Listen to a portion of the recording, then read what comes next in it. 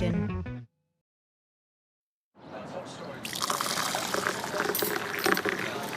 Now on BBC One, Hugh Edwards with the BBC News at 6. Today at 6, the pressure on hospitals with COVID admissions on the rise and difficult choices for the NHS. We get access to a busy hospital in Newcastle, where doctors say they've learned valuable lessons, but the virus is still a major threat.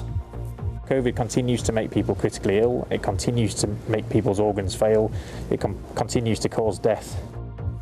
And while the pressure intensifies, hospitals seem to be managing to juggle their demands more effectively.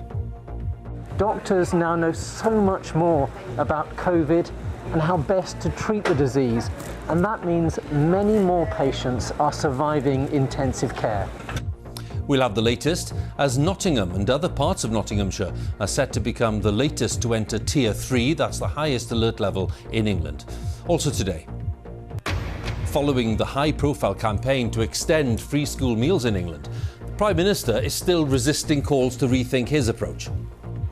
We don't want to see children going hungry this winter, this Christmas, certainly not as a result of any inattention by this government, and you're not going to see that.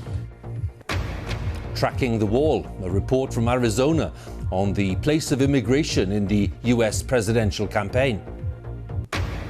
And why patches of hidden water could boost plans to build a permanent base on the moon.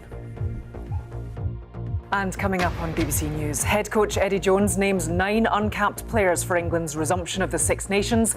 It's after the postponement of their warm-up match against the Barbadians.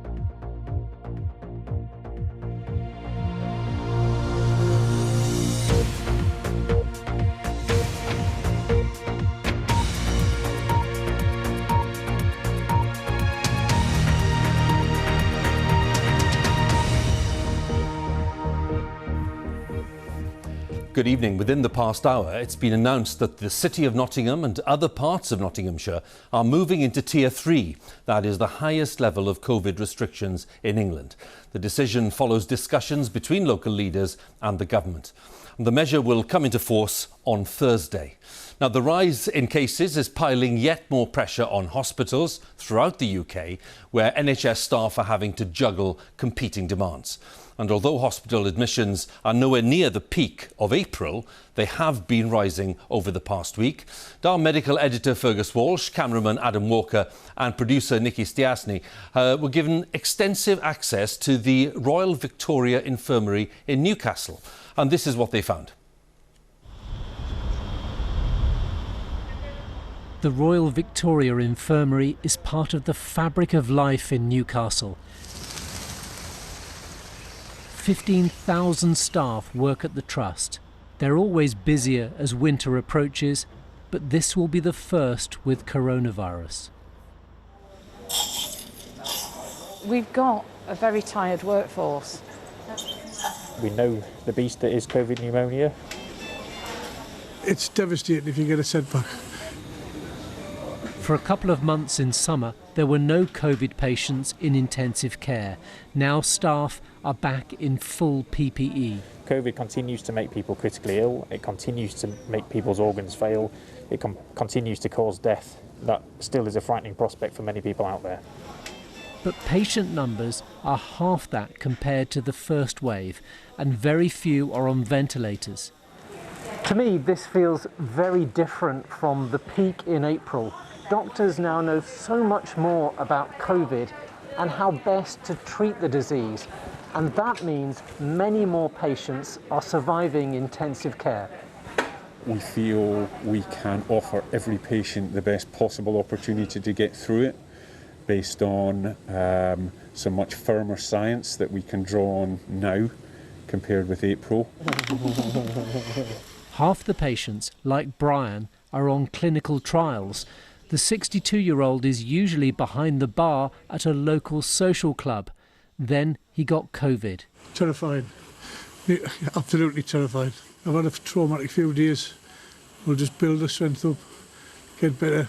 But they will get us better. I know that. COVID patients in intensive care are given remdesivir, an antiviral drug, plus medications to stop potentially fatal blood clots. They also get dexamethasone, a steroid. Trials in the UK showed it reduces the risk of dying by up to a third. Mohammed came to England from Pakistan in the 50s. A former bus driver, he's 87 and suffers confusion, so his daughter Shameen, who's also had COVID, is allowed to stay with him. Very close to dying he was, honestly. It was very, very scary. He lives with his son and grandchildren. Shameen is in the next street. COVID has swept through the extended family. Thank God. Allah. He's going to thank God. Allah. He's going to thank everybody that's helped him get home as well. The hospital is confident it can cope with coronavirus this winter and could expand its intensive care fivefold if needed.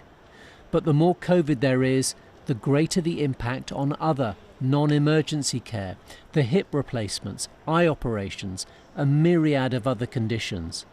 And like everywhere else, patients are waiting longer. We've got a really significant backlog. Cataracts and eye operations are a good example. Small, relatively simple procedures. But if you're an elderly, frail person, isolating, fearful in COVID times, then, you know, we're pushing those patients into deeper anxiety. So we've got 7 free COVID ITU beds. I think they're a bit tight on non-COVID ITU beds. For now, they have some spare capacity, but it's finely balanced, and social distancing means the hospital can't admit as many patients as before.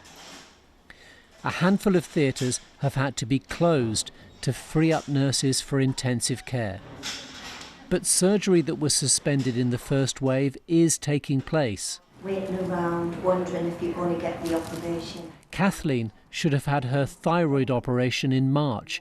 She feels fortunate it's now happened. It's been a little bit tense, waiting around, you know, thinking, am I going to get the operation, am I not?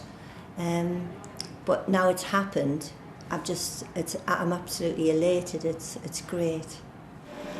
Around 1 million women in the UK missed out on breast screening in the first wave of coronavirus.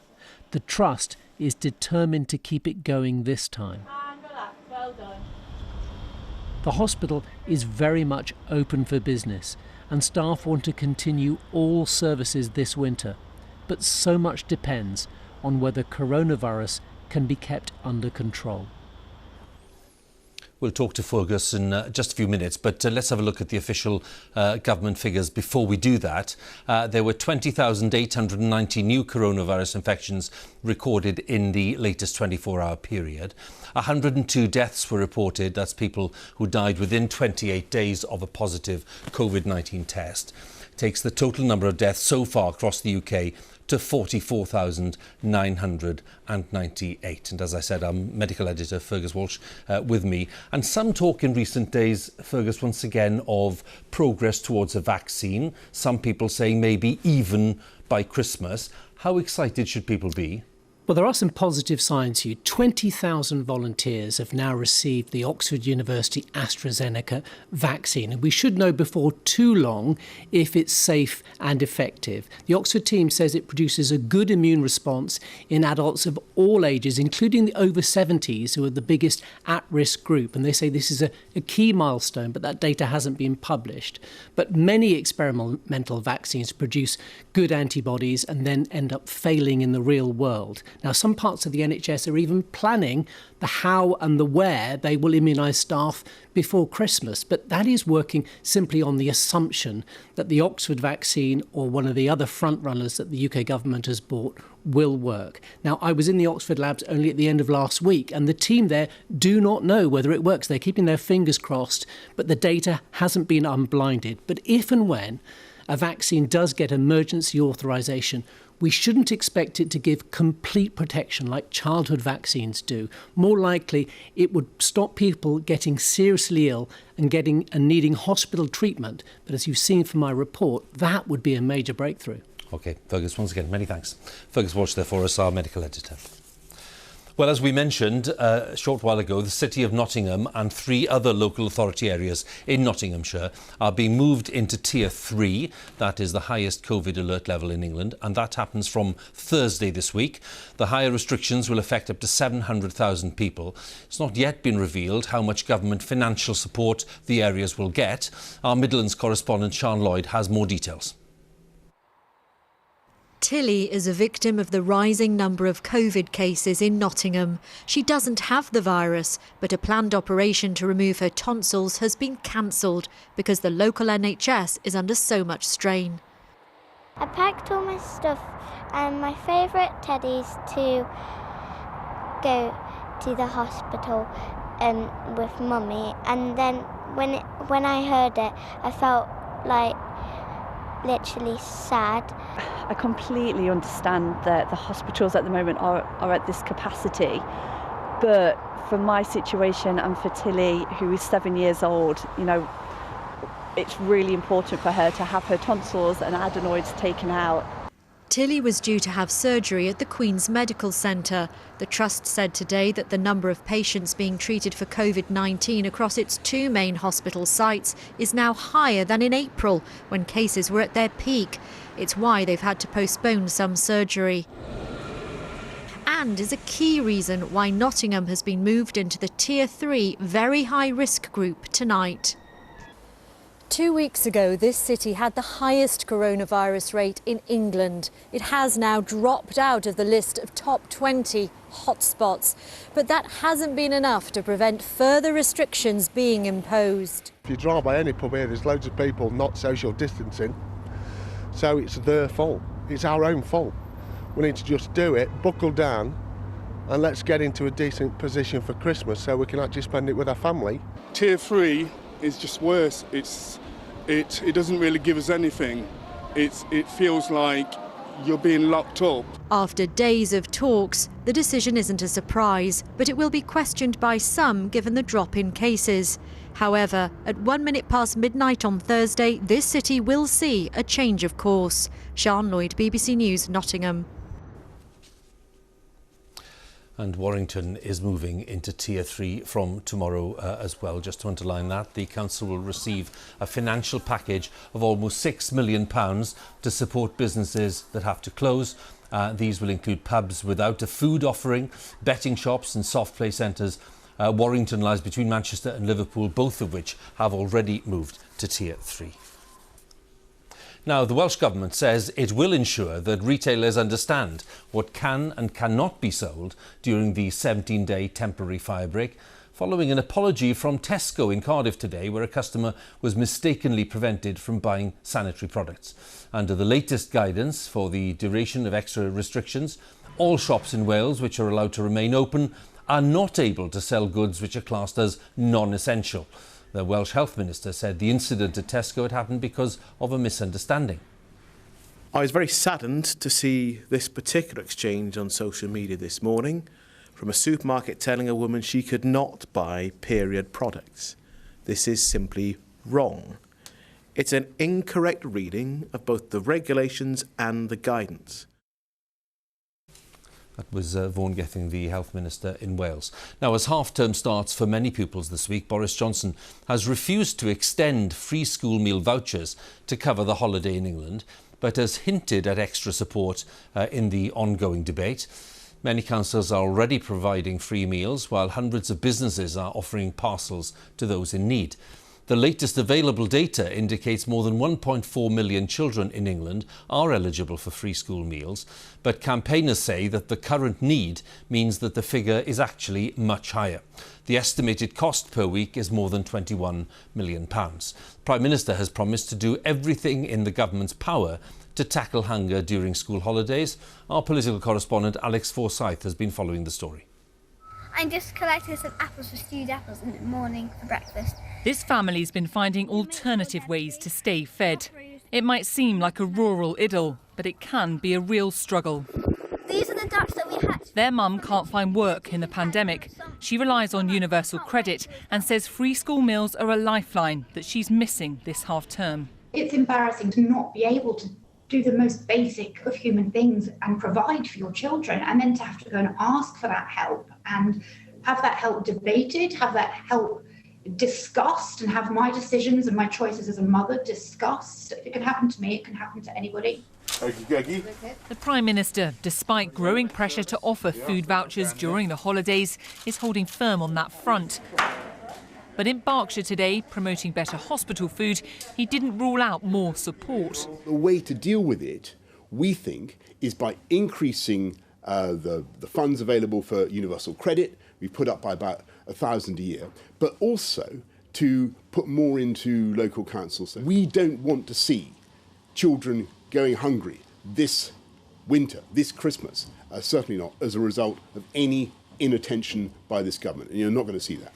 But without extra help this half-term, some councils and businesses are stepping in. Wolverhampton's Labour leader was delivering food parcels today. The government points to £63 million it gave England's local authorities this summer to help families facing hardship. But many say that's already been spent or falls far short. There's been no promise of further funding or any detail, just a suggestion there might be more support down the line, perhaps to avoid another damaging row before Christmas. Of course, not everyone thinks the government should fund food during the holidays, but this campaign has got real traction. And plenty here, including some Tory MPs, think the government has just handled it badly. There's huge passion, a desire to actually see this system continue. Let's recognise that if the national picture is such that they want to support this, then it would be churlish not to recognise that this is an avenue worth pursuing. In Scotland, the government has introduced schemes to fund meals during the holidays. It's the same in Wales and Northern Ireland. In England, the campaigning continues, with Coldplay the latest to weigh in.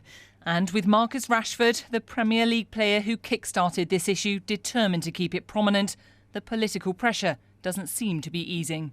Alex Forsyth, BBC News. Time is 16 minutes past 6. Our main story this evening.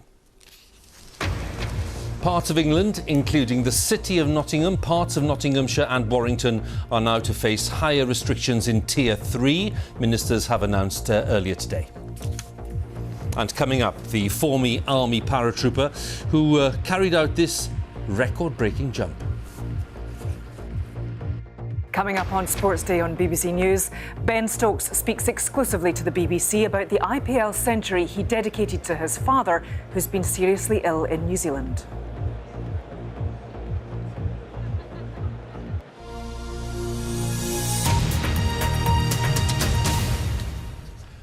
Now, with just over a week to go before the US presidential election, more than 60 million Americans have already taken advantage of early voting, and that's breaking all records. This week, in a series of special reports from the key state of Arizona, my colleague Clive Myrie will be looking at some of the issues that are preoccupying the voters as they make their choices. And he starts this evening with illegal immigration and President Trump's signature promise to build a wall along that border with Mexico. The heavens were no barrier to American idealism. But on Earth, how best to protect what it means to be American? Is an impregnable barrier a good option? Well, I think it says you can tear down the Statue of Liberty. I think it says it's a closed shop. A nation of settlers that for some is turning on outsiders. As America votes, immigration is high on the ballot. We talk to those who see Donald Trump's border wall as a betrayal of American ideals. I just see this on a daily basis, and it sometimes just hits you. And those for whom there's no price too high to pay to protect all they hold dear. You prepared to use that? Oh yeah, if it comes down to it, I'm coming home.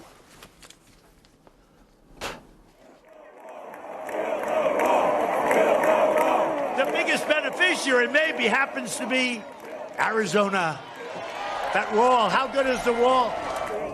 It is the iconic idea of Trump's America. And this, cowboys and big skies, part of the iconography of America. All right, guys, okay. Bill McDonald's ranch in Arizona is just a few miles from the border with Mexico. Illegal immigration and drug trafficking are live issues here. Yet for him, a Republican, billions spent on a border wall is a waste of money. People think, well, you build a wall and you've solved the problem. They've already got saws that cut through that wall. You can do it with technology and do it just as well. It's political. He made a promise. He was determined to keep it. He thought if he kept it, he'd get reelected. It's the only reason he does anything. I'm not crazy about everybody that crosses the border, but I'm not crazy about everybody that already lives here either. I mean, there are good people and there are bad people in all stripes. It takes a few hours to sort the calves for sale, headed for Oklahoma. They'll never see their mothers again, but that's business. Activists say over 500 children remain separated from their families as a result. Building a big wall was only part of the plan. Critics in Congress and human rights groups claimed migrants were being treated like cattle under Donald Trump's zero-tolerance child separation policy to deter illegal migration. Eventually, his administration was forced to change course. But secure borders are a necessity. We saw drug cartel spotters across the wall in Mexico, checking if the coast is clear, to send over human mules. These ones went that way, so yesterday I followed these guys. Tim Foley often spots them too, videoing the mules camouflaged with their backpacks of drugs. From his remote base in southern Arizona, he leads a group of armed volunteers that patrols the border. Is a wall making America great again? It's making it safer. This is my in-town. Tim represents a strain of American patriotism Donald Trump tapped into, giving up everything he knew in San Francisco to come to Arizona. Why are you involved? What is it about the situation that gets you angry? I didn't trust the government or the media to tell the actual truth of what was going on. Some applesauce. But what is the truth? There's another group of volunteers on the border. They're from a charity that leaves water and food supplies for people crossing over from Mexico, asylum seekers fleeing persecution, and migrant families with children reaching for a better life. It must be difficult. They also help families find relatives who've gone missing crossing the border. So what are the kinds of things that you come across on the trails? Many times we find remains, skeletal remains of border crossers. You know, evidence of a person's life. So you see wedding rings, love letters, a lot of rosaries, a lot of Bibles. In this one area, the remains of 181 people have been found this year. You see young people, old people, you see everybody. And you see the families just reach out to us desperately looking for their loved one. It's an unimaginable pain and anguish. We have the water drop sitting over here. Often Gia and Tim's worlds collide, and there's one thing they both agree on. What's the tattoo? One of the horsemen of the apocalypse. It's what I see is coming. It's my view of the border. There's death all around. Donald Trump's wall speaks to us all. We project on the barrier our own values. This election sees millions of Americans casting their votes in line with who they believe they really are. Clive Myrie, BBC News in southern Arizona. And Clive's reports will be shown throughout this week as we approach that US election. Now, a security steward has told the inquiry into the Manchester Arena bombing that he did not fob off a member of the public who raised concerns about the attacker. Mohammed Agha was warned about Salman Abedi's conduct minutes before he detonated a suicide bomb which killed 22 people. Our North of England correspondent Judith Moritz has more details. Terrorists, like all criminals, look at the world a little differently from you and me. This video is designed to teach security staff to spot possible terrorists. Where we see an iconic building or part of our history, they see a target to attack. It was part of the training for stewards at Manchester Arena. I do solemnly, sincerely. Mohammed Agha was one of those stewards, but he doesn't remember watching the video. He does remember noticing Salman Abedi on the night of the bombing and admiring his trainers, but he wasn't suspicious of his rucksack. A member of the public who saw Abedi was worried, though. This CCTV shows the moment Christopher Wilde went to raise the alarm. He spoke to the 19-year-old steward, but says Mohammed Agha fobbed him off. What do you recall he said to you? He said there's a suspicious person sat behind you. He's got a backpack. What did you say to Christopher Wilde when he drew his concern to your attention? I've said to Mr. Wilde that I'll have a look into it. You know, I'll see what the situation is, basically. Did you fob Christopher Wilde off? No. Mohammed Agha said that he had to man the fire doors and thought his job would be in jeopardy if he left his post. He said he waved at his supervisor 3 times, but when he couldn't get his attention, he spoke to a colleague with a radio, thinking he'd contact the control room. A few moments later, though, he said he saw Salman Abedi smiling as he walked into the crowd to detonate his bomb. The stewards at Manchester Arena are required to complete a training programme, but Mohammed Agha is said to have spent an average of just 1 minute 20 seconds on each online module. Many people looking at what we've just explored together may form the view that what you did was just cheat on your training. And I'm going to ask you a straight question. Did you cheat? No. 22 people were murdered in the explosion. Their families have been watching the inquiry unfold and have been visibly upset at some of the detail they're hearing. Judith Moritz, BBC News, Manchester. NASA has announced that there could be even more water on the surface of the moon than previously thought. Hidden pockets of ice might cover the surface, patches that may have gone without any sunlight for billions of years. And the discovery could be a boost for plans to build a permanent base on the moon, as our science correspondent Victoria Gill explains now. We're right where we wanted to be for Station 2, and it looks like a great place. Half a century since humans set foot on its surface, we've mapped every boulder and crater. But a series of discoveries that NASA revealed today have shown that the moon's surface has been hiding an abundant supply of water. One of the discoveries comes from a telescope on board a modified Boeing 747. By flying above 99% of the Earth's atmosphere, it has a clearer view of the solar system. It picked up the telltale signature of water molecules on the lunar surface. In another simultaneously published discovery, researchers mapped shadowed areas called cold traps where frozen water might be stored permanently.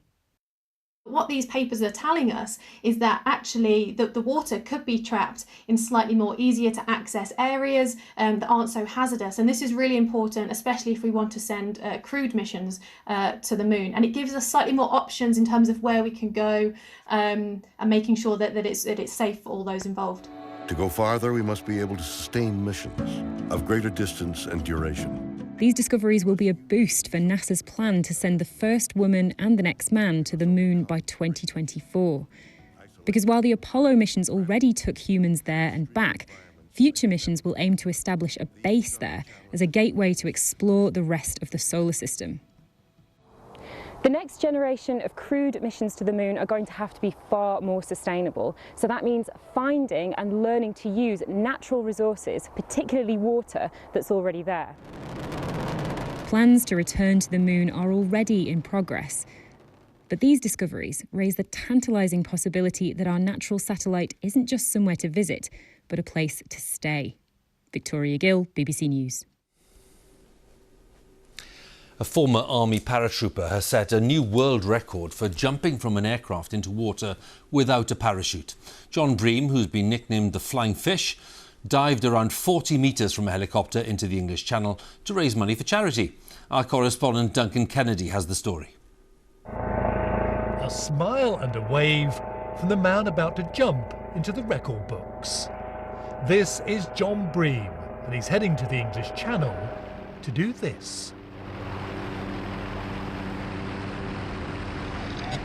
Now watch again from below.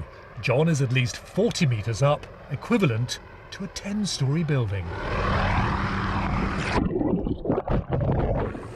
John made the jump to raise money for paratroop veterans and to boost morale for a nation under COVID. The little Hughes 500. Yeah. Making people smile, helping veterans, it's awesome. So yeah, it's just lifting morale, making people smile.